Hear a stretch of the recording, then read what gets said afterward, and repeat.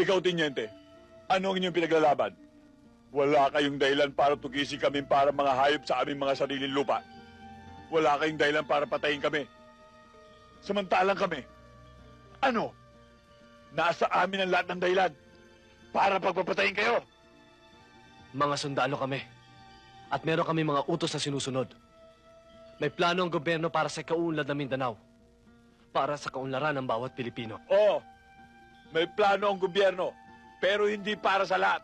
Hindi para sa aming mga Muslim, kundi para sa iilan lamang mayayamang politikong gusto maghari dito sa buong Mindanao.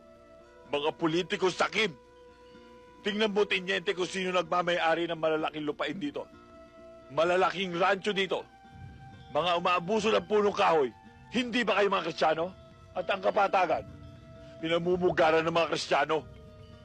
At kami mga Muslim, nasa kabundukan.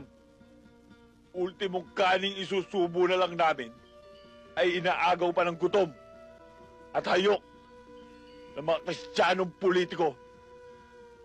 Buddy, hindi ito personal na labanan ng mga Kristiyano at mga Muslim. Ito'y labanan ng mga prinsipyo.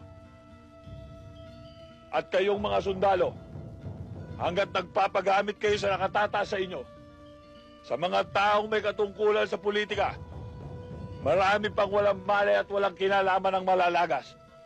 Tinyente, kaya kami bumaba at nakilaho sa usapang pangkapayapaang ito ay upang maparating namin sa gobyerno kung anong dahilan kung bakit kami nakikipagdigmaan sa inyo.